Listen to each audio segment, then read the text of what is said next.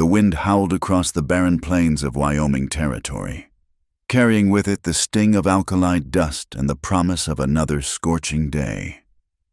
The year was 1882, and the small settlement of Bitter Creek sat like a weathered scar on the face of the endless prairie, its collection of ramshackle buildings huddled together as if seeking protection from the vastness that surrounded them. Margaret Sullivan stood behind the grimy window of the Crossroads Inn, watching the dust devils dance along the empty street. At 23, she possessed a beauty that the harsh frontier life had not yet completely worn away, though shadows lingered beneath her green eyes, and her hands bore the calluses of endless toil. She had arrived in Bitter Creek 6 months ago with nothing but the clothes on her back and memories she wished she could forget. The inn was little more than a 2-story wooden structure that groaned with every gust of wind. Paint peeled from its walls like diseased skin, and the sign above the door hung at a precarious angle, one strong storm away from joining the tumbleweeds in their eternal journey. Margaret worked there for Mrs. Holstead, a sharp-tongued widow who paid her barely enough to rent a corner in the storage room and buy the simplest of meals. "Girl, stop your daydreaming and get these tables cleaned." "Mrs." Holstead's voice cut through Margaret's reverie like a rusty blade. "The stage is due any minute, and we'll have hungry travelers wanting supper." Margaret turned from the window, her worn calico dress swishing softly as she moved. She had learned to keep her head down, to make herself small and invisible. In a town like Bitter Creek, a young woman alone was either married, working in the saloon, or trying desperately to avoid becoming the latter. Margaret fell into the third category. Though the townsfolk whispered their suspicions about her past with the enthusiasm of those who had little else to occupy their minds, the truth was both simpler and more complex than their gossip suggested. She had fled from Denver after everything had fallen apart. The man who had promised to marry her had already been married, a fact she discovered only after he had taken everything from her: her innocence, her reputation, her belief in the goodness of others. When his wife had discovered their affair, Margaret had been cast out like refuse, branded with names that still echoed in her nightmares. The door burst open, bringing with it a blast of hot air and the jingle of spurs. 3 cowboys entered, their faces masked with trail dust, their loud voices already filling the small dining room. Margaret recognized 2 of them, Jack Brennan and his brother Pete, who worked at the Dixon Ranch 10 miles north. They were the type who felt entitled to grab at her when she served their drinks, who made crude jokes just loud enough for her to hear. She steeled herself and approached their table, keeping her eyes fixed on the notepad in her hand. "What can I get for you, gentlemen?" Well, if it ain't the pretty little mystery woman," Jack drawled, his bloodshot eyes roving over her form. "Still playing hard to get, Maggie?" "It's Margaret," she corrected quietly, though she knew it was useless. "We have beef stew and biscuits, or beans and bacon." Pete leaned back in his chair, making it creak dangerously. "I heard tell you came from Denver way. What's a city girl doing in a place like this, unless she's running from something?" The third man, a stranger to Margaret, remained silent, but she could feel his gaze on her. Unlike his companions, there was something different about his presence, a stillness that seemed at odds with the boisterous energy of the Brennan brothers. "Just the food, please," Margaret said, her voice barely above a whisper. "Oh, come on, don't be like that." Jack reached out to grab her wrist, but his hand never made contact. The stranger had moved with surprising swiftness, his hand now firmly gripping Jack's forearm. "The lady asked for your order," he said, his voice deep and measured. "I suggest you give it to her and mind your manners." For the first time, Margaret looked directly at the stranger. He was tall, perhaps 30 years old, with sun-weathered skin that spoke of years under the open sky. His clothes were those of a working man, worn leather chaps, a faded blue shirt, and a wide-brimmed hat that cast shadows across his face. But it was his eyes that caught her attention. Steel gray, steady, and holding none of the predatory gleam she had grown accustomed to seeing in men's faces. Jack jerked his arm free, his face flushing red. "This ain't none of your business, stranger." "I'm making it my business," the man replied calmly. He turned to Margaret, touching the brim of his hat in a gesture of respect that seemed almost foreign in this rough place. "My apologies for my trailmate's behavior. Miss, I'll have the stew. And I suspect they will too, once they remember their manners." There was a moment of tense silence before Pete forced a laugh. "Hell, Jack, no need to get all riled up. We'll have the stew, Maggie, and bring us a bottle of whiskey while you're at it." Margaret nodded and retreated to the kitchen, her heart still racing. As she ladled the stew into bowls, she found herself stealing glances through the serving window at the stranger. He sat quietly while the Brennan brothers talked and drank, occasionally nodding but contributing little to their conversation. When she returned with their food, she was careful to serve the stranger first. As she set his bowl down, he looked up at her, and for a brief moment, their eyes met. "Thank you, miss," he said simply. "Margaret," she found herself saying. "My name is Margaret." "Samuel," he replied. "Samuel McKenna. Pleasure to make your acquaintance." The way he said it, as if she were a respectable woman deserving of common courtesy rather than an object of speculation and scorn, made something tight in her chest loosen just a fraction. The evening wore on, with more travelers arriving as the stage pulled in. Margaret moved between tables, serving food and avoiding grasping hands with practiced ease. But she found herself aware of Samuel McKenna's presence in a way that was different from her usual wariness of male customers. He ate quietly, declined the whiskey that flowed freely at his table, and when the Brennan brothers made another crude comment in her direction, he silenced them with a look that suggested he was not a man to be trifled with. As the night deepened and the crowd thinned, Samuel approached the bar where Margaret was wiping down glasses. "I'm looking to take a room for a few nights," he said. "Might you know if there's any available?" "Mrs. Holstead has 2 rooms upstairs," Margaret replied, not meeting his eyes. 50 cents a night, breakfast included." He placed a silver dollar on the bar. "I'll take one for 2 nights. Then—" He paused, seeming to consider his words. "I noticed you handled yourself well tonight. This can't be an easy place for a young woman alone." Margaret's hand stilled on the glass she was cleaning. "I manage," she said quietly. "I'm sure you do," Samuel said. "But if anyone gives you trouble while I'm here, you let me know." She looked up at him then, searching his face for the catch, the hidden expectation that always came with such offers. But his expression was serious, sincere, asking nothing in return. "Why?" The word escaped before she could stop it. Samuel seemed to consider the question. "My mother raised me to believe that strength isn't about taking what you want. It's about protecting those who need protecting."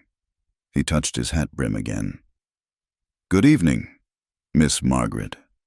As he climbed the stairs to his room, Margaret stood frozen behind the bar, the glass forgotten in her hands. In 6 months, no one had shown her such simple decency. She had grown so accustomed to being seen as either an object of desire or derision that she had almost forgotten what it felt like to be treated as a human being deserving of respect. Outside, the wind continued its mournful song across the plains, and the stars emerged in the vast Wyoming sky like scattered diamonds on black velvet. Margaret finished her cleaning and retreated to her small corner in the storage room, but sleep eluded her. Instead, she lay on her thin mattress, listening to the building settle and creak, and wondered about the quiet stranger who had looked at her and seen not what she feared she had become, but perhaps what she still might be. In the morning, she knew the harsh reality of her existence would reassert itself. The whispers would continue, the grabbing hands would return, and the weight of her past would press down upon her shoulders like a physical burden. But for now, in the darkness of her small space, she allowed herself to remember what it felt like to be treated with dignity, to be seen as Margaret rather than whatever names the town had assigned to her. Tomorrow would bring its own challenges, but tonight, for the first time in months, she felt something that might have been hope. The morning sun climbed slowly over the horizon, painting Bitter Creek in shades of amber and dust. Margaret had been awake since before dawn, preparing the simple breakfast of flapjacks and coffee that the inn served its guests. Through the kitchen window, she watched Samuel McKenna emerge from the stable where he'd checked on his horse, his movements unhurried and purposeful.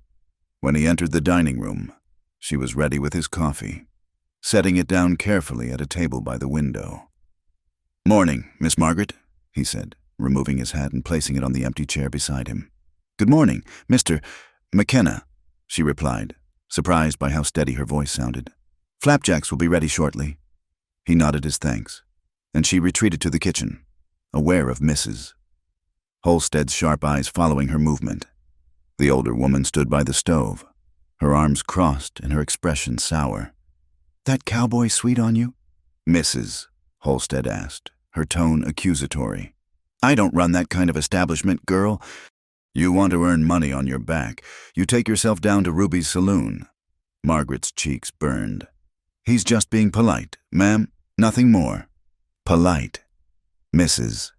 Holstead snorted. "Men like that don't come to places like this to be polite. You keep your distance, you hear? I got enough trouble without adding a fallen woman's scandals to my worries." The words stung, but Margaret had heard worse. She focused on flipping the flapjacks, keeping her hands steady despite the trembling that wanted to overtake them.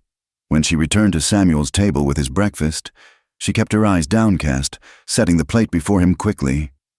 "Thank you," he said, then added more quietly, "Are you all right?" She glanced up, startled by the concern in his voice. "Yes, sir. Enjoy your breakfast." The day progressed much like any other. Margaret swept floors, washed dishes, and served the occasional traveler who stopped for a meal. But she was acutely aware of Samuel's presence whenever he was in the inn.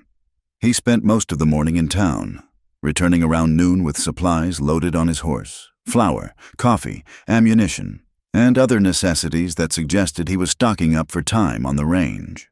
The afternoon brought an unwelcome development. Mayor Hutchins arrived with his wife, Eleanor, a woman whose pinched face and perpetual frown had earned her the unofficial title of Bitter Creek's moral guardian. They took a table in the center of the room, and Margaret's heart sank as she approached to take their order. "So you're still here," Eleanor Hutchins said, her voice dripping with disdain. "I would have thought a woman with any sense of shame would have moved on by now." "What can I get for you today?" Margaret asked, keeping her voice neutral. "Decent women shouldn't have to eat in the same establishment as—" Eleanor paused dramatically. "Women of questionable virtue. Don't you think, Henry—" The mayor shifted uncomfortably in his seat. "Now, Eleanor, we came for lunch, not a sermon. A sermon is exactly what some people need," Eleanor continued, her voice rising. "Coming to our town, bringing their city ways and loose morals. We all know why a young woman works in a place like this, don't we?" Margaret's hands shook as she gripped her notepad. Around the room, other diners had stopped eating to watch the spectacle. She could feel their judgment pressing in on her from all sides. "That's enough." Samuel's voice cut through the tension like a knife. He had risen from his table and now stood facing the Hutchins, his expression calm but firm. Eleanor turned her sharp gaze on him. "And who might you be?" "Someone who believes in treating people with respect," Samuel replied. "This young woman is doing honest work, serving folks their meals and keeping this place clean." "That's more than some can say who spend their time spreading gossip and casting stones." "How dare you?" Eleanor sputtered. "Do you know who I am?" "I know you're someone who seems to take pleasure in tormenting a hard-working young woman," Samuel said evenly. "Where I come from, we call that bullying, and it's considered poor behavior regardless of who's doing it." Mayor Hutchins stood, his face reddening. "Now see here, stranger, McKenna," Samuel interrupted. "Samuel McKenna, and I'm not looking for trouble. Mayor, just suggesting that folks might want to order their food and leave the young lady to do her job in peace." There was a long moment of tense silence. Eleanor Hutchins gathered her skirts with an indignant huff. "Come, Henry. We'll take our business elsewhere. I won't sit in an establishment that caters to drifters and—" She shot a venomous look at Margaret. "They're kind." After they left, The dining room slowly returned to normal, though Margaret could still feel the weight of curious stares. She fled to the kitchen, pressing her back against the wall and trying to stop the tears that threatened to fall. "You can't hide in here all day, Mrs. Holstead said, though her tone was slightly less harsh than usual. "That cowboy won't be around forever to fight your battles." Margaret nodded, wiping her eyes with her apron. She knew Mrs. Holstead was right. Samuel McKenna would move on, like all travelers did, and she would still be here, still bearing the weight of suspicions and accusations she couldn't defend herself against. When she finally emerged from the kitchen, Samuel had returned to his table, reading a week-old newspaper. As she passed to clear another table, he spoke without looking up. "You don't owe anyone explanations. Miss Margaret, your past is your own business." She paused, surprised again by his perception. "People talk," she said quietly. "They make assumptions. People always do." He agreed, finally meeting her eyes. "Doesn't make them right." That evening, as the sun set behind the distant mountains, Margaret found herself with a rare moment of respite. She stepped out behind the inn, breathing in the cooling air and watching the sky transform into ribbons of orange and purple. The beauty of it made her chest ache with a longing she couldn't quite name. "It's something, isn't it?" Samuel's voice came from nearby. He was leaning against the wall, smoking a pipe and gazing at the same sunset. "No matter how hard the day, the sky puts on a show like this. It's beautiful," Margaret agreed, wrapping her arms around herself. They stood in companionable silence for a moment before Samuel spoke again. "I'll be heading out tomorrow. Got a job waiting up near Cheyenne." Margaret nodded, ignoring the unexpected pang of disappointment. "I hope you have safe travels." "Before I go," he said, turning to face her, "I want you to know something. Whatever brought you here, whatever you're running from or trying to forget, it doesn't define you. You're stronger than you think." The kindness in his words was almost too much to bear. Margaret felt her carefully maintained composure beginning to crack. "You don't know," she whispered. "You don't know what I'm not clean. Mr. McKenna, I'm not the respectable woman you seem to think I am." The confession hung between them in the gathering darkness. Margaret immediately regretted speaking, certain that now he would look at her the way everyone else did, with disgust or worse, with hungry interest. But Samuel's expression didn't change. He took a slow draw from his pipe, seeming to consider his words carefully. "Clean," he repeated thoughtfully. "That's a funny word, isn't it? As if people were laundry to be sorted into piles." He moved closer, not in a threatening way, but with the same steady calmness that seemed to characterize everything he did. "Miss Margaret, I've traveled a lot of miles, met a lot of people. The ones worth knowing aren't the ones who've never faced hardship or made mistakes. They're the ones who keep going despite it all, who get up each day and try to do right. That's the kind of strength I see in you." Margaret felt tears spilling down her cheeks, unable to stop them. "Why are you being kind to me?" "Because kindness costs nothing and means everything," Samuel said simply. "And because I think you've had too little of it lately." A door slammed somewhere, and Mrs.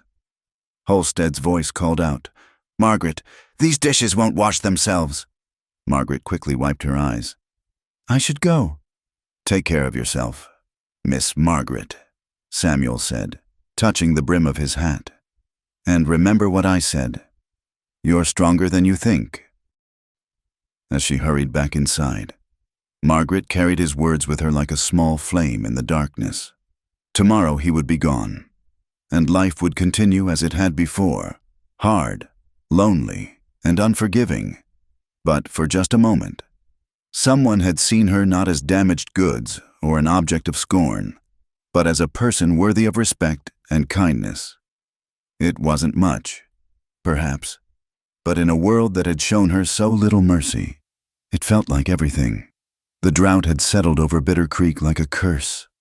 3 weeks had passed since Samuel McKenna's departure, and in that time, not a drop of rain had fallen from the cloudless sky. The wells were running low, and the price of water had risen to equal that of whiskey. Tempers grew short as the heat pressed down relentlessly, and Margaret found herself moving through each day in a haze of exhaustion and thirst. Then, on a Tuesday afternoon when the thermometer outside Hutchins's general store read 102 degrees, Samuel McKenna rode back into town. Margaret was drawing water from the well behind the inn, struggling with a heavy bucket, when she heard the familiar sound of his horse's hooves. She looked up, shading her eyes against the brutal sun, and felt her heart skip in a way that both thrilled and frightened her. He looked trail-worn, his clothes dusty and his face darkened by days under the sun. But when he saw her, he smiled, a genuine expression that transformed his weathered features. "Miss Margaret," he said, dismounting and moving to help her with the bucket. "Let me get that for you." "Mr. McKenna," she managed, her voice catching slightly. "I thought you had work in Cheyenne." "Finished early," he said, lifting the bucket with ease. "Figured I'd stop back through resupply before heading south." He paused, studying her face with concern. "You look tired. This drought been hard on folks?" "It's been difficult," Margaret admitted as they walked toward the kitchen door. "Water's scarce, and people are, well, they're not at their best when they're thirsty and hot." Inside, Mrs. Holstead looked up from her ledgers, her eyes narrowing as she recognized Samuel. "You again? I suppose you'll be wanting a room?" "If you have one available, ma'am." Samuel replied politely. "Same rate as before, and same rules.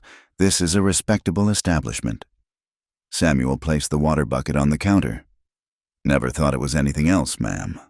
Over the following days, Samuel became a regular presence at the inn once more. But this time was different. Instead of moving on after a night or two, he seemed to be settling in. He took odd jobs around town, helping repair the church roof, mending fences for the widow Patterson, breaking horses for the livery stable, and in the evenings, he returned to the inn for supper. Margaret found herself looking forward to their brief conversations. He would ask about her day, share stories from his travels, or simply sit quietly while she worked. His presence somehow making the endless tasks seem less burdensome. They talked about small things at first, the weather, the news from back east, the characters who passed through town. But gradually, their conversations deepened. "I grew up in Missouri," Samuel told her one evening as she wiped down the tables. "My folks had a small farm, lost it in the war." "The war took a lot from people," Margaret said softly. "That it did. Lost my father at Shiloh, my brother at Gettysburg. Mother tried to keep the farm going, but—" he shrugged. "Sometimes trying isn't enough." "What happened to her?" Margaret asked, then quickly added, "I'm sorry, I shouldn't pry." "It's all right," Samuel said. "She passed 2 winters ago. Pneumonia. I was in Colorado, working a cattle drive. Didn't even know she was sick until it was too late." The pain in his voice was carefully controlled, but Margaret recognized it, the ache of regrets that couldn't be undone. "I'm sorry," she said, meaning it. "She was a good woman," Samuel continued. "Used to say that life tests us not to break us, but to show us how strong we can be. I didn't understand that when I was younger, starting to now." Margaret felt brave enough to share something of her own. "I had a sister once, Emma. She was only 8 when the fever took her. I was supposed to be watching her, but I'd gone to the creek with friends instead. By the time I got home—" Samuel reached across the table, his hand covering hers briefly. "You were a child yourself. It wasn't your fault." The warmth of his touch sent an unexpected shiver through her. Margaret pulled her hand back, confused by her reaction. "I should finish cleaning," she said quickly, but Samuel wasn't deterred by her retreat. As the days passed, he continued to seek out her company, and despite her better judgment, Margaret found herself opening up to him in ways she hadn't with anyone since arriving in Bitter Creek. She told him about growing up in Ohio, about her father who drank too much and her mother who prayed too much, about coming west with dreams of a new life, only to find that some mistakes followed you no matter how far you ran. She didn't tell him everything, couldn't bring herself to speak of Denver and the shame that drove her here. but he seemed to understand what she left unsaid. "We all got things we'd rather forget," he said one afternoon as they sat on the back step during her brief break, sharing a dipper of precious water. "Question is whether we let those things define us or whether we define ourselves despite them." The drought worsened.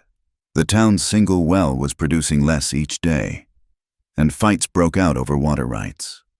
The heat made people mean, and Margaret bore the brunt of many frustrated customers' anger. But Samuel was there, a quiet, steady presence that somehow made it bearable. One evening, as the sun set in a blaze of orange fire, Samuel found Margaret crying behind the inn. She'd endured a particularly cruel day. Eleanor Hutchins had organized a group of concerned citizens to petition Mrs. Holstead to dismiss her, claiming she was a corrupting influence on the town's moral fiber. "Hey now," Samuel said gently, crouching beside where she sat on an overturned crate. "What's all this?" "I can't," Margaret sobbed. "I can't keep doing this. They hate me, and they don't even know me. They've decided what I am, and nothing I do will change their minds." Samuel was quiet for a moment, then sat down on the ground beside her crate. "You know what I see when I look at you, Margaret?" She shook her head, wiping at her tears. "I see a woman who gets up every day and faces people who judge her harshly, yet she still serves them with grace. I see someone who's been knocked down but keeps getting up. I see strength that most folks couldn't even imagine." "You don't understand," Margaret whispered. "The things they say about me, some of them are true. I'm not innocent. I'm not clean." Samuel looked up at the darkening sky, where the first stars were beginning to appear. "You keep using that word, clean, like you're something to be scrubbed and sanitized. But people aren't laundry. Margaret, we're complicated. We make choices, some good, some bad. We hurt and get hurt. We fall down and get back up. That's not dirty. That's human." He turned to face her then, his gray eyes serious in the fading light. "Whatever happened before, whatever choices you made or were forced to make, they're part of your story, but they're not the whole story, and they sure as hell don't determine your worth." Margaret felt something crack open inside her chest, a wall she'd built around her heart beginning to crumble. "Why do you care?" she asked, her voice barely audible. "Why does it matter to you what happens to me?" Samuel was quiet for so long she thought he wouldn't answer. Then he spoke, his voice low and careful. "Because from the first moment I saw you, I recognized something in you. A kindred spirit, maybe someone who's been broken but hasn't given up. And because—" He paused, seeming to wrestle with the words. "Because you matter. Margaret, to me, you matter." The admission hung between them in the warm evening air. Margaret's heart raced as she tried to process what he was saying, what it might mean. But before she could respond, "Mrs." Holstead's sharp voice called from the kitchen door. "Margaret, these dishes won't wash themselves, and Mr. McKenna, supper's getting cold." The moment broken, they both stood. As Margaret turned to go inside, Samuel caught her hand gently. "Don't let them break you," he said. "You're stronger than they are, even if you don't know it yet." That night, as Margaret lay in her small room listening to the building settle in the cooling air, she replayed the conversation in her mind. For the first time since arriving in Bitter Creek, she allowed herself to imagine a different future, one where she wasn't defined by her past, where someone could look at her and see not stains, but strength. It was a dangerous thought. She knew. Hope was a luxury she couldn't afford, but as she drifted toward sleep, she held on to Samuel's words like a lifeline. "To me, you matter." Outside, the stars wheeled overhead in the vast western sky, and somewhere in the distance, a coyote howled its loneliness to the moon. But for once, Margaret didn't feel quite so alone. The trouble arrived on a Friday evening with a dust cloud on the horizon. 3 riders approached Bitter Creek as the sun dipped low, their silhouettes dark against the amber sky. Margaret watched from the inn window with growing unease as they drew closer. Something about their bearing, the way they sat their horses, spoke of violence barely contained. They tied their mounts outside Ruby's saloon first, but it wasn't long before they made their way to the Crossroads Inn. Margaret recognized the type immediately. Drifters who lived outside the law, men who took what they wanted and left destruction in their wake. The leader was a giant of a man with a scar running from his left ear to his jaw, his eyes cold as winter stone. "Well, well," the scarred man said as he entered, his companions flanking him. "Heard this place had the prettiest serving girl in 3 counties. Seems the rumors were true." Margaret kept her distance, but Mrs. Holstead, perhaps sensing profit in the well-armed strangers, pushed her forward. "Margaret, see to these gentlemen. They look like they could use a meal." The scarred man's grin revealed tobacco-stained teeth. "Morgan's the name. These here are my associates, Dusty and Cole. We'll take whiskey first, food later, and maybe some companionship. We serve food and drink," Margaret said quietly, not meeting his eyes. "Nothing more." Morgan laughed, a sound like gravel grinding. "Everything's for sale, girl. Just a matter of price." Samuel entered the dining room just then. Having heard the commotion from upstairs, he took in the scene with a quick glance. Margaret backed against the wall, the 3 men spreading out like wolves circling prey. His hand moved casually to rest near his holstered Colt. "Evening, gentlemen," Samuel said calmly.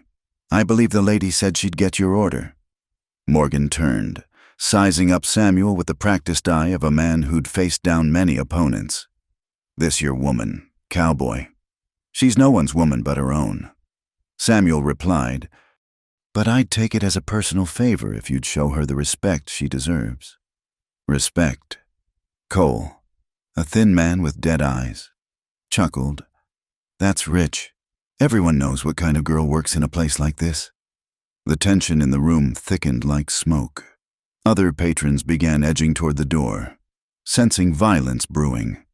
Margaret wanted to run, but found herself frozen, watching the careful dance between predator and protector. "I'll get your whiskey," she managed, starting toward the bar. But Morgan's hand shot out, grabbing her arm and yanking her against him. "Not so fast, pretty thing.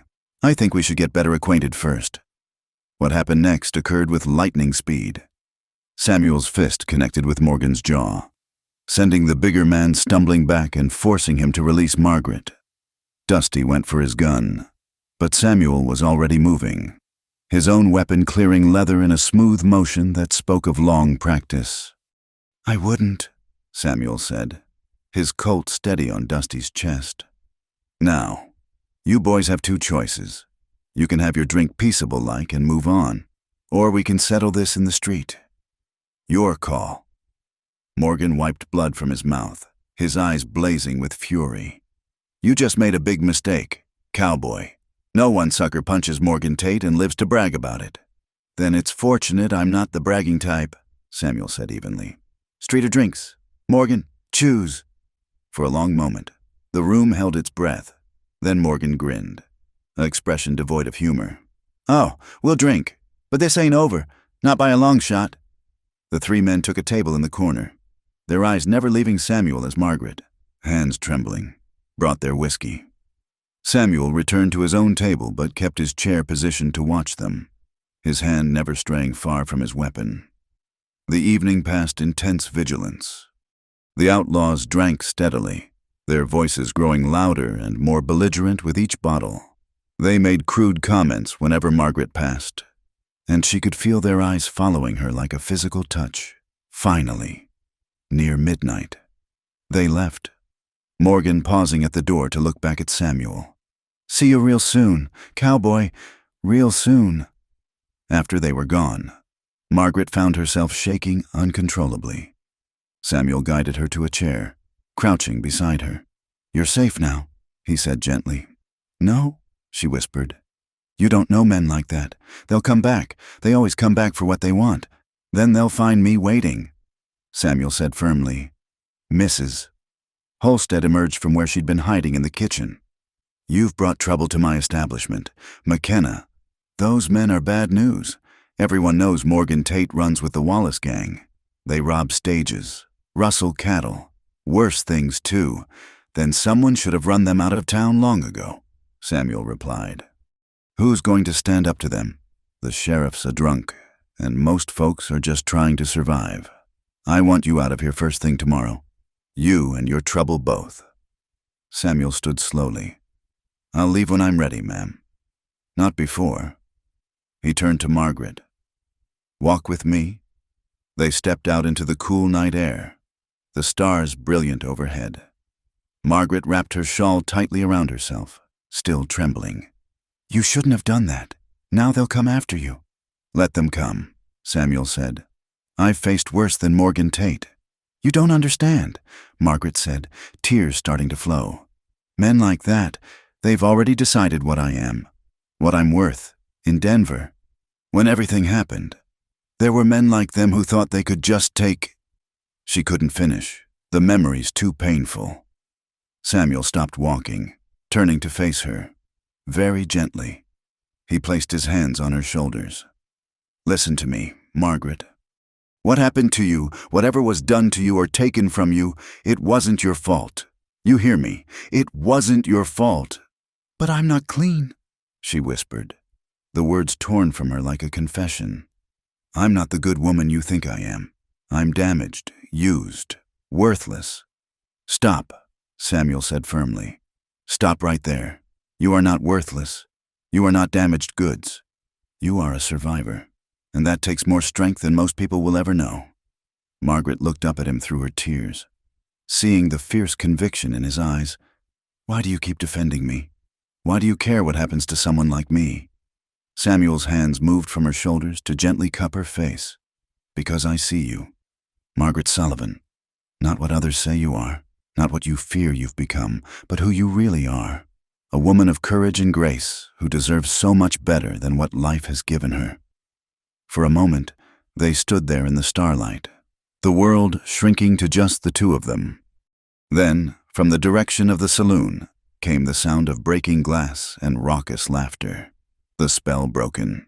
Samuel stepped back. You should get inside, he said. Lock your door tonight. I'll keep watch. True to his word. Samuel spent the night in the dining room, his rifle across his lap and his eyes on the door. Margaret lay sleepless in her small room, torn between fear of what Morgan Tate might do and a different kind of fear, the terrifying hope that Samuel McKenna's presence had awakened in her heart. As dawn broke over Bitter Creek, painting the sky in shades of rose and gold, Margaret rose and dressed quietly. She found Samuel still at his post, alert despite the long night. You should rest, she said softly, bringing him coffee. He accepted the cup gratefully. I've gone longer without sleep. How are you? Scared, she admitted. But also, she searched for the words. For the first time in a long time, I feel like I'm not facing things alone. Samuel reached out and took her hand. You're not alone, Margaret. Not anymore. Whatever comes, we'll face it together. As if in response to his words, the morning sun broke fully over the horizon, flooding the dusty room with golden light. Margaret squeezed his hand, drawing strength from his presence. She knew Morgan Tate would return, knew the violence that likely awaited them. But in that moment, with Samuel's steadfast presence beside her, she felt something she hadn't experienced in years, the beginning of belief that she might be worth fighting for after all. The sickness came with the autumn wind. It started with the Pembroke children. Fever, chills, and a rash that spread like wildfire through their small bodies. Within a week, half the town was afflicted with what Doc Harrison called the grip, though he admitted he'd never seen a strain quite like this one. Margaret worked tirelessly, helping Doc Harrison tend to the sick when she wasn't serving at the inn. The doctor, one of the few in town who'd never treated her with disdain, welcomed her assistance. She had gentle hands and a calm presence that seemed to soothe even the most distressed patients. Samuel helped too, riding out to distant homesteads to deliver medicine, chopping wood for families too sick to manage, and organizing the able-bodied men to dig a new well when the old one finally ran dry. Together, they formed an unlikely partnership that didn't go unnoticed by the town's moral guardians. It's unnatural, Eleanor Hutchins declared at an impromptu meeting of the Ladies' Temperance Society, held in the church while Reverend Mills was out tending the sick. That woman, parading around like she's some kind of angel of mercy. We all know what she really is. She's helping save lives. Martha Patterson, the elderly widow, spoke up. My grandson would have died without her care. The Lord works in mysterious ways, Eleanor countered. Perhaps this plague is his judgment upon us for harboring such wickedness in our midst. The whispers grew louder as the death toll mounted. First, old Mr. Garrett from the feed store, then the blacksmith's wife, when little Sarah Pembroke died. Her mother's grief transformed into rage that needed a target.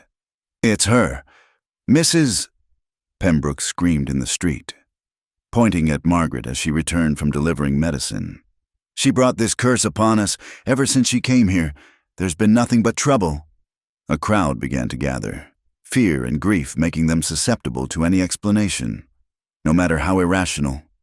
Margaret stood frozen as faces she'd served, people she'd helped, turned hostile. My wife fell ill the day after that woman served her, someone shouted. She's marked by sin, Eleanor Hutchins added, pushing to the front of the crowd. The Bible says the wages of sin is death. How much more proof do we need? The mob's energy shifted, becoming something darker and more dangerous. Someone picked up a stone, others followed suit. That's enough, Samuel's voice rang out as he emerged from the stable, rifle in hand. You people have lost your minds. Stay out of this, McKenna, Mayor Hutchins warned. This is town business. Blaming an innocent woman for a disease is town business? Samuel positioned himself between Margaret and the crowd. She's been working herself to exhaustion caring for your families, and this is how you repay her. Innocent? Eleanor laughed bitterly. We all know what she is, a woman of ill repute, spreading her corruption. The only corruption I see here is in your hearts. Samuel interrupted. You're so eager to judge, to cast stones, that you've forgotten basic human decency.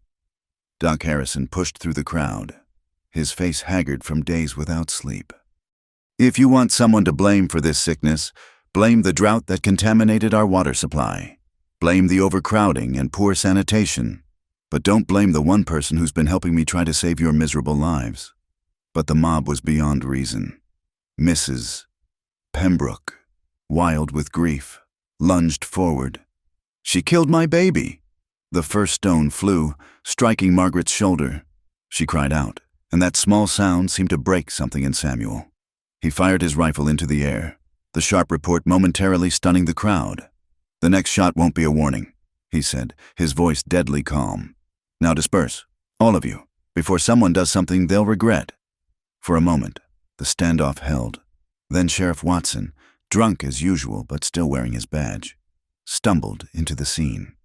What's all this then? These people are fixing to lynch an innocent woman. Samuel said, You going to do your job, Sheriff, or do I need to enforce the law myself? The sheriff looked between the angry crowd and Samuel's steady rifle, seeming to sober slightly. Everyone go home, go on now. Nothing to see here.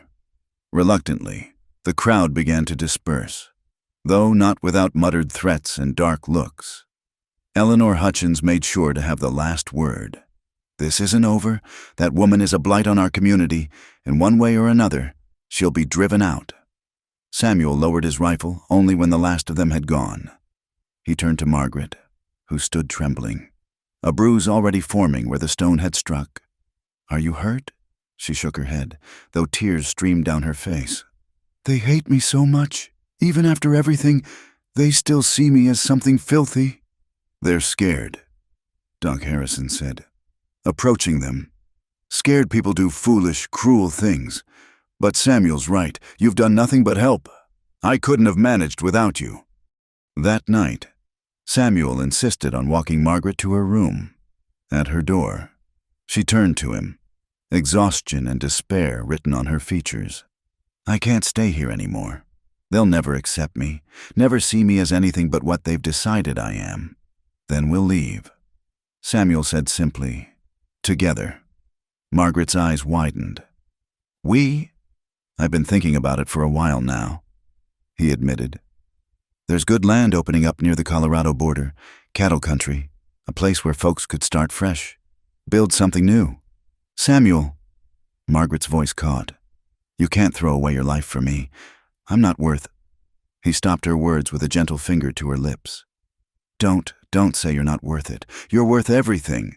Margaret, everything. The emotion in his voice broke through her last defenses. She sobbed, covering her face with her hands. I'm not clean. Samuel, I keep telling you, but you won't listen. In Denver, I was with a man. I thought he loved me, thought we'd marry, but he was already married. And when his wife found out, I was ruined, used, cast out like garbage. That's what I am. Garbage that even these people can see through. Samuel gently pulled her hands from her face, forcing her to meet his eyes. You were lied to, betrayed. That doesn't make you garbage. It makes you human. And as for being clean, he smiled sadly. None of us are clean. Margaret, we're all stained by something, loss, mistakes, pain. But love, real love, doesn't see stains. It sees the person underneath, fighting to survive, trying to do better. That's what I see when I look at you. Margaret searched his face, hardly daring to believe. You love me? I love you, Samuel confirmed, his voice steady and sure. Have since almost the first moment I saw you. And if you'll have me, I want to take you away from here, marry you proper, and build a life where the past doesn't matter, only the future we make together. The sickness continued to rage through Bitter Creek over the following days. But something had shifted. Margaret no longer walked with her head down, no longer flinched from the whispers. She had found something worth more than the town's approval. She had found someone who saw her truly and loved her anyway. As she tended the sick and ignored the glares, she held on to Samuel's promise like a lifeline. Soon, they would leave this place of judgment and sorrow. Soon, they would find somewhere new to begin again. And maybe, just maybe, she was beginning to believe she deserved that chance. They left Bitter Creek on a cold October morning, the sky gray with the promise of winter's approach. Margaret sat beside Samuel on the wagon seat, her few possessions packed in a carpet bag at her feet. Behind them, the town was just waking, smoke rising from chimneys into the still air. No one came to see them off except Doc Harrison, who pressed a small bottle of laudanum into Margaret's hands, just in case, and wished them Godspeed. The first day's journey took them across endless grassland, the prairie stretching to the horizon in every direction. Samuel had mapped their route carefully.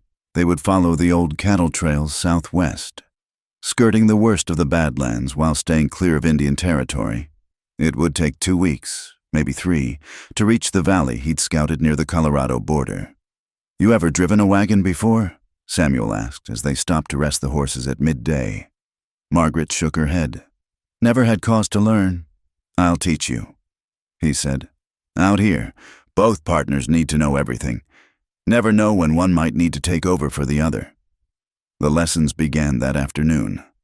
Margaret's hands were clumsy on the reins at first, but Samuel was patient, guiding her through the basics of controlling the team. By evening, she could manage a steady pace across even ground, though her arms ached from the unfamiliar work. They made camp beside a small creek, Samuel efficiently setting up their modest shelter while Margaret gathered buffalo chips for the fire. It was a far cry from even the humble accommodations of the inn, but there was something liberating about the vast open sky, the absence of judging eyes and whispered condemnations. I never asked, Margaret said as they sat by the fire, sharing a simple meal of beans and hardtack. Do you have legal claim to this land we're heading to? Filed on it last spring, Samuel confirmed. 160 acres under the Homestead Act. Have to improve it and live on it for 5 years. Then it's ours, free and clear. Ours, Margaret repeated softly, still adjusting to the word. Samuel reached over and took her hand.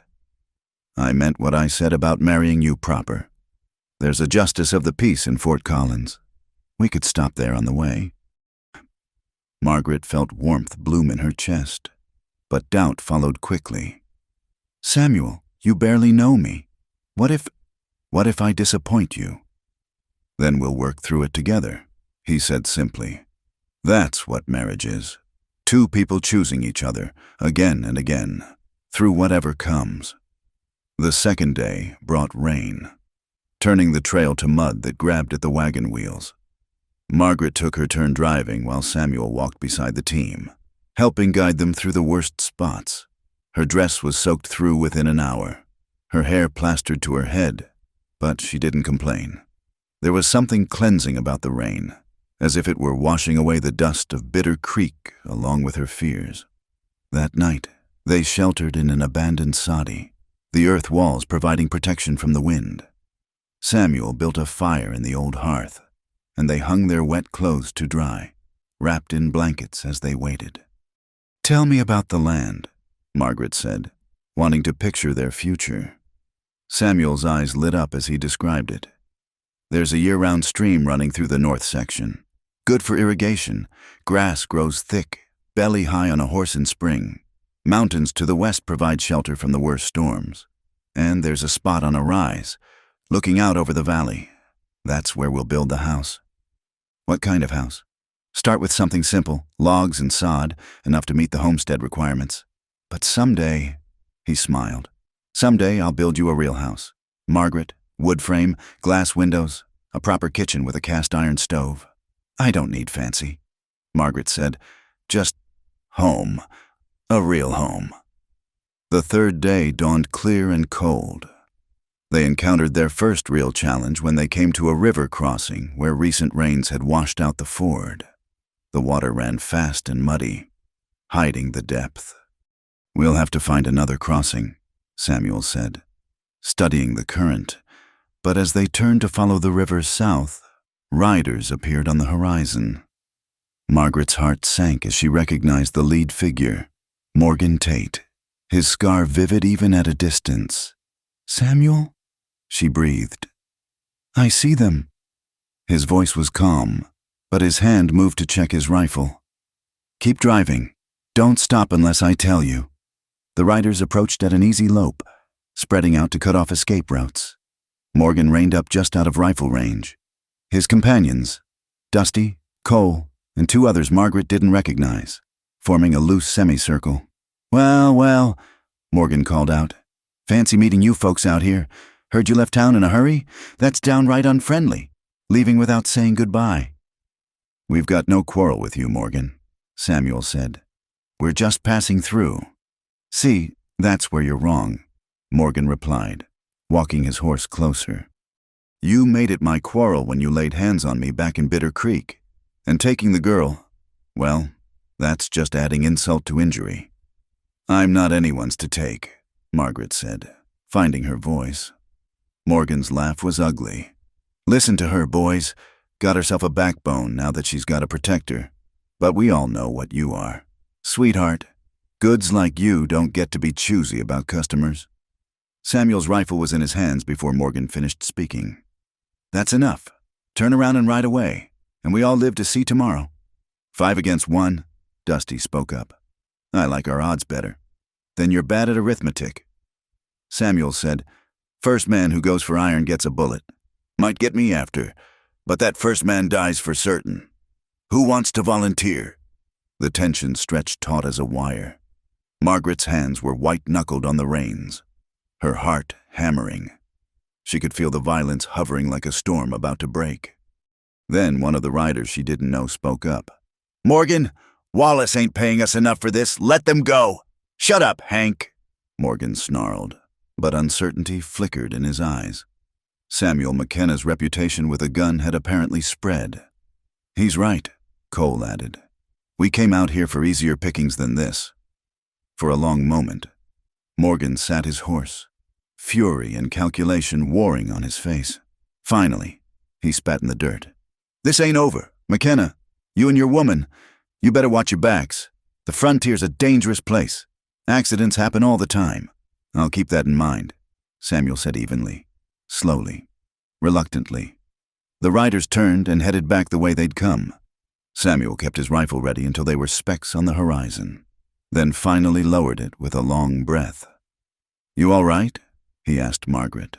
She nodded, though her hands shook as she released the reins. "Will they follow us?" "Maybe, but men like Morgan are cowards at heart. They prefer easy prey." He climbed back onto the wagon seat beside her. "You did good. Kept your head." They found a crossing 5 miles downstream and made it safely to the other side as darkness fell. That night, Samuel kept watch while Margaret tried to sleep, but she found herself studying his profile in the firelight instead. This man who stood between her and danger, who saw her as someone worth protecting, worth building a future with. "I love you," she said quietly, the words escaping before she could stop them. Samuel turned, surprise flickering across his features before warmth replaced it. "Say that again." "I love you, Samuel McKenna. I don't know when it happened, but I do." He moved to sit beside her, pulling her into his arms. "That's good," he murmured against her hair, "because I plan on loving you for the rest of our lives." The stars wheeled overhead, and somewhere in the distance, a wolf howled. But wrapped in Samuel's arms, Margaret felt safer than she ever had within walls. They had miles yet to travel, dangers still to face, but they would face them together. The past might follow like shadows, but ahead lay their future, a valley with good grass and clear water, a house yet to be built, a life yet to be lived, and for the first time, Margaret truly believed she deserved it all. The valley exceeded even Samuel's descriptions. As their wagon crested the final ridge, Margaret gasped at the vista spread before them, grassland rippling like a golden sea, the silver thread of a creek winding through cottonwoods, and the mountains rising like protective walls to the west. After 2 weeks of hard travel, it looked like paradise. "There," Samuel pointed to a gentle rise overlooking the creek. "That's where we'll build." They set up a temporary camp near the water, and Samuel immediately set to work. The first priority was shelter before winter arrived in earnest. With help from their nearest neighbors, the Andersons, who lived 8 miles east, Samuel raised a simple cabin of logs and sod. It was just one room with a lean-to for storage. But to Margaret, it was a palace. She threw herself into making it a home, while Samuel worked on fencing and preparing the land. Margaret chinked the walls with mud, built shelves from salvaged wood, and even planted a small garden plot that might yield something before the first frost. Her hands, once soft despite the work at the inn, grew calloused and strong. The wedding came 3 weeks after their arrival. They rode to Fort Collins, where Justice of the Peace Harlan performed a simple ceremony in his parlor. Margaret wore her best dress, a blue calico that had survived the journey, and Samuel had trimmed his beard and donned his only clean shirt. There were no flowers, no guests except the justice's wife who served as witness. But when Samuel slipped a simple gold band on her finger and kissed her as his wife, Margaret felt richer than any society bride. "Mrs. McKenna," Samuel said softly as they left the justice's house. "How does it feel?" "Like coming home," Margaret replied, and meant it. The Andersons welcomed them warmly. Tom Anderson was a taciturn Swede who'd been farming the valley for 5 years, while his wife Mary seemed starved for female companionship. She took Margaret under her wing, teaching her the finer points of frontier housekeeping, how to make soap from ashes and fat, how to preserve meat for winter, how to read the weather signs that could mean the difference between safety and disaster. "You're not what I expected," Mary confided one afternoon as they worked together, rendering tallow for candles. When Tom said Samuel was bringing a wife from Bitter Creek, well, that town has a reputation. Margaret's hands stilled. Even here, would her past follow? "I worked at the inn there," she said carefully. Mary studied her for a moment, then smiled. "We all have our stories. Dear, what matters is who we choose to be now. And from what I can see, Samuel chose well." The work was harder than anything Margaret had experienced. Rising before dawn to tend the fire and prepare breakfast, hauling water from the creek, helping Samuel clear land and plant winter wheat. By nightfall, she would collapse onto their straw mattress, every muscle aching. But it was good, honest exhaustion, earned through building something real.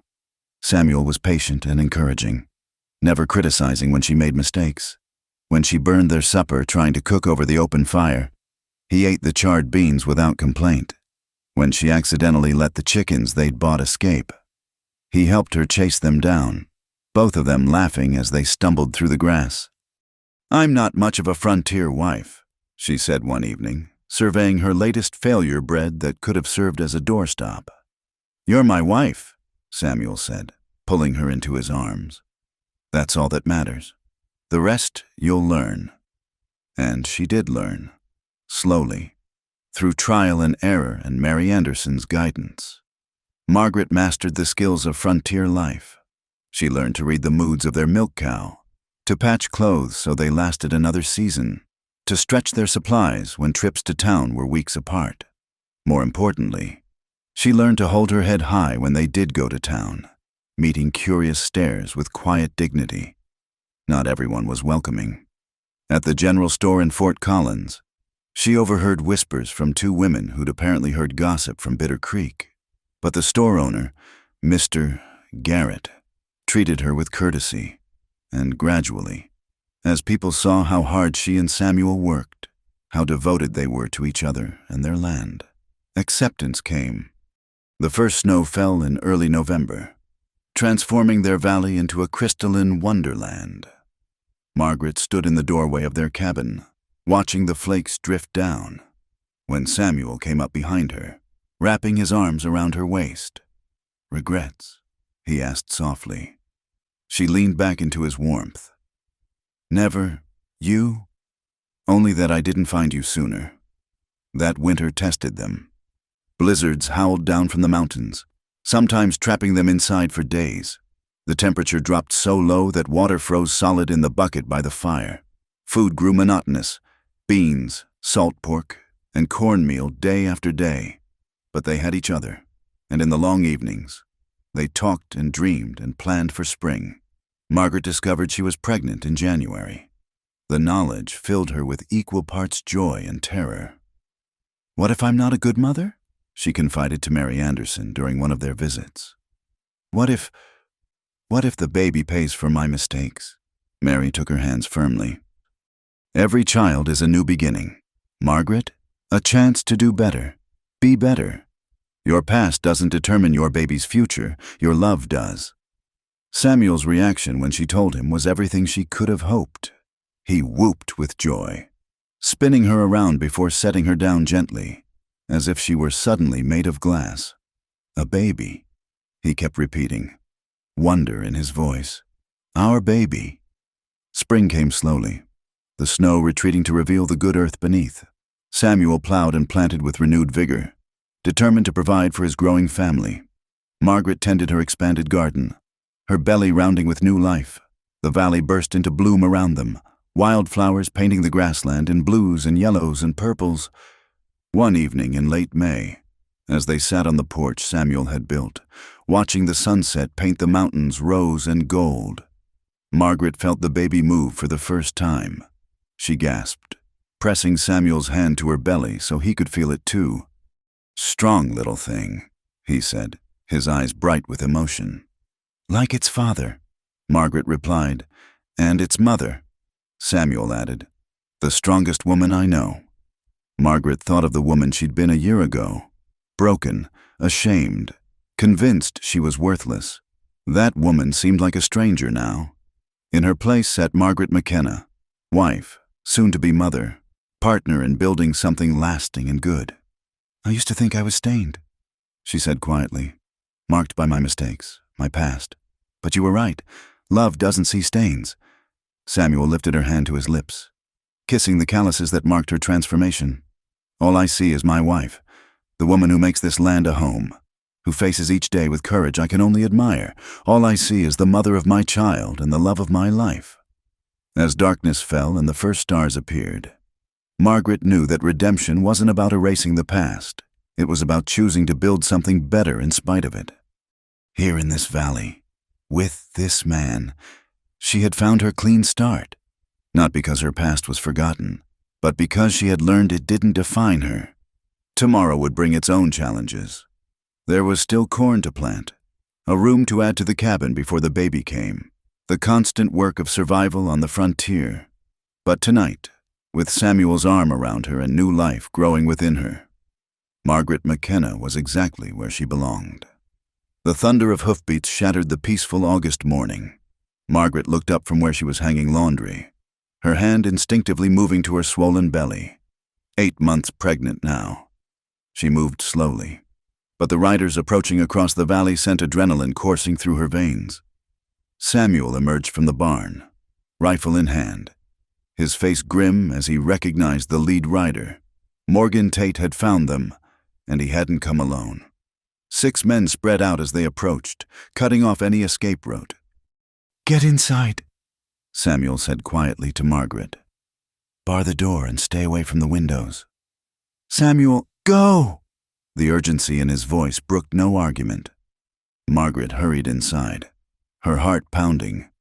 Through a crack in the shutters, she watched the riders stop just outside their fence line. Morgan looked harder, meaner than she remembered, his scar standing out white against his sun-darkened skin. "McKenna," Morgan called out. "Been a long time. Heard you set up housekeeping out here. Thought we'd pay a social call. State your business and move on." "Morgan," Samuel replied, his rifle held casually but ready. "My business?" Morgan laughed, an ugly sound. "My business is settling debts. You owe me for that sucker punch back in Bitter Creek, and your woman, well, she owes me for services promised but not delivered." Margaret's hands clenched into fists. Even here, even now, her past was thrown in her face like mud. "You've got 1 minute to get off my land," Samuel said, his voice deadly calm. "Or what?" Dusty spoke up. "You'll take on all 6 of us? You're good, McKenna, but you ain't that good." "Maybe not," Samuel agreed. "But I'll take at least 3 of you with me. Starting with you, Morgan. Question is, which of your boys wants to die for your grudge?" The tension stretched taut. Margaret could see the calculation in the outlaws' faces, the promise of violence against the cost of their own lives. She knew Samuel would fight, would die protecting her and their unborn child. The thought filled her with both love and terror. Then she made a decision that surprised even her, unbarring the door. She stepped out onto the porch, Samuel's spare rifle in her hands. "Margaret, no!" Samuel started to turn toward her, but kept his weapon trained on Morgan. "You want me, Morgan?"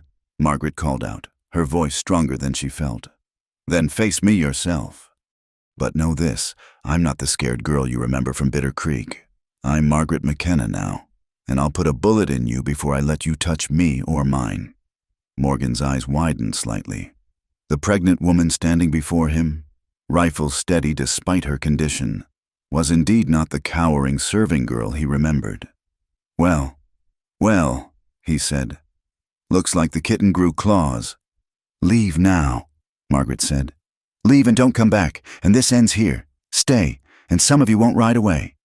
Maybe you'll get us in the end, but the cost will be higher than you want to pay." One of the riders, the one called Hank, shifted nervously. "Morgan, maybe we should—" "Shut up," Morgan snarled, but Margaret could see the doubt creeping in. A pregnant woman willing to fight had changed the equation in ways he hadn't expected. "You hiding behind a woman now? McKenna?" Morgan tried one last taunt. "I'm standing beside my wife," Samuel corrected. "Big difference. And if you knew anything about partnerships, about building something instead of just taking, you'd understand that." For a long moment, the tableau held 6 outlaws facing a man and his pregnant wife, both armed and ready to defend their home. The morning sun climbed higher, casting long shadows across the yard. Somewhere in the distance, a meadowlark sang, oblivious to the human drama. Then Cole spoke up. "This is stupid. Morgan, Wallace is going to be mad if we don't meet him in Laramie like planned. We're wasting time on personal grudges." "Since when do you give the orders?"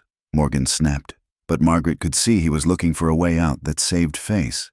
"Since I decided I don't want to die over your hurt pride." Cole replied, "I'm leaving. Anyone else who's got sense will come with me." One by one, the other riders began to turn their horses. Morgan sat alone, his face twisted with fury and something else, perhaps the recognition that his moment had passed, that the power he'd once wielded through fear was slipping away. "This ain't over," he said finally, but the words lacked conviction. "Yes, it is," Samuel said firmly. "You come near my family again, and I'll hunt you down myself. And unlike you, Morgan, I don't need a gang to back me up." Morgan spat in the dirt, then wheeled his horse around and galloped after his departing men. Margaret kept her rifle raised until they were specks on the horizon. Then her strength gave out. She sank onto the porch steps, the weapon clattering beside her. Samuel was there in an instant, gathering her into his arms. "That was the bravest and most foolish thing I've ever seen," he said, his voice shaking. "Don't ever scare me like that again. I couldn't let you face them alone," Margaret said, tears finally coming. "We're partners, remember? For better or worse." "For better or worse," Samuel agreed, holding her tightly. The Anderson family arrived an hour later, having seen the dust cloud from the riders and fearing trouble. When they heard what had happened, Tom Anderson organized the other homesteaders in the valley. By nightfall, word had spread. Anyone threatening the McKennas would face the combined response of their neighbors. The frontier might be lawless in many ways, but communities protected their own. 3 weeks later, Margaret went into labor. It was a long, difficult birth, with Mary Anderson serving as midwife while Samuel paced outside like a caged mountain cat. But as dawn broke over the mountains, the cry of a newborn filled the cabin. "A daughter," Mary announced, placing the red-faced, squalling bundle in Margaret's exhausted arms. Healthy and strong, Samuel entered tentatively, his face soft with wonder as he gazed at his wife and child. "She's perfect," he breathed, "just like her mother." They named her Hope. It seemed fitting. She was the embodiment of their new beginning, proof that the past could be overcome, that love could indeed wash away any stain. As Margaret nursed their daughter for the first time, Samuel sat beside them, one arm around his wife, one finger gently touched by tiny, perfect fingers. Outside, the sun rose over their valley, painting the grasslands gold and setting the creek to sparkling like diamonds. "No regrets?" Samuel asked softly, echoing his question from that first winter. Margaret looked at him, at their daughter, at the home they'd built with their own hands. She thought of the woman she'd been, broken, ashamed, convinced she was worthless. That woman was gone, transformed by love and hard work and the courage to believe she deserved better. "No regrets," she said firmly. "Only gratitude." Morgan Tate never returned. Word came months later that he'd been killed in a failed bank robbery in Nebraska. His gang scattered to the winds. The threat that had shadowed them was gone, leaving them free to build their life in peace. Years would pass. Hope would grow strong and free on the frontier, followed by a brother and then another sister. The simple cabin would expand into a proper house, just as Samuel had promised. The small herd would grow, the fields would prosper, and the McKenna Ranch would become known as a place of hospitality and hard work. But on this morning, with their hours-old daughter in her arms and her husband beside her, Margaret knew that she had already received more than she had ever dared dream. She had found love that saw no stains, only possibilities. She had found the courage to fight for the life she wanted, and she had found, at last, a place where the past held no power over the future. The sun climbed higher, flooding the cabin with golden light. Hope stirred and cooed, and Margaret smiled, pressing a kiss to the downy head. This was her clean start, her redemption, not in forgetting what had been, but in choosing what would be. And what would be was beautiful indeed. Thank you so much for listening to this story of love and redemption in the Wild West. I'd love to know where you're listening from. Please share in the comments below. Don't forget to subscribe to the From Wild West channel for more tales of courage, romance, and adventure from America's frontier. Your thoughts and feedback mean everything to us. Let us know what touched your heart in Margaret and Samuel's journey.